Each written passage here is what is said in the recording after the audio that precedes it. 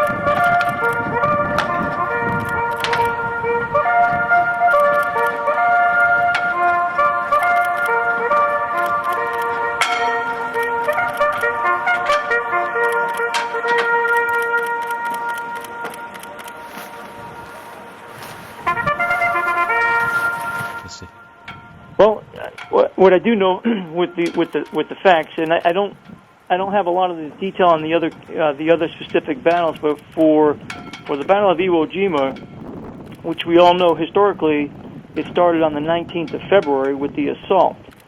But his battalion and his unit that he was with was part of the first units that came on shore on the initial assault, and that was on the 19th. And within the battle, very fierce battle, and in the history, reading on it is very, very intriguing and very interesting. But about on the 25th of February, as the battle continued on, which experts at that time thought they could probably take the island in 10 days, but it actually turned out to be over 36 days.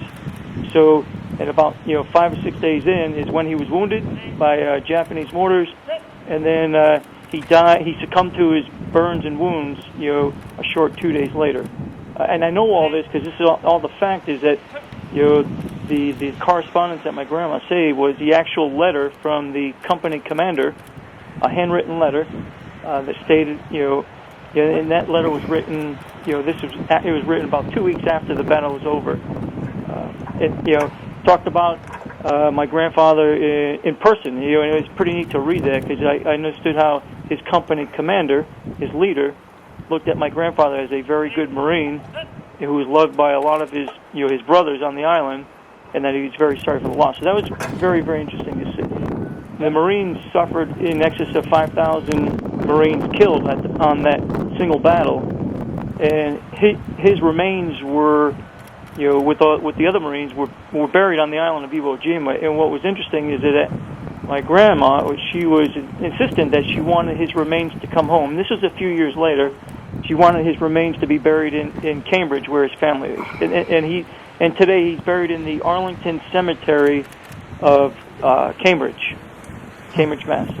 He actually called the name of a soldier before him, meaning on that unit roster. That soldier will sound off with here. Then you'll call another soldier, and then you'll get to him, and then you'll call his name. So for my grandfather, it would be Private First Class A'Hearn. Private First Class Joseph A'Hearn. And then the third time would be Private First Class Joseph James A'Hearn.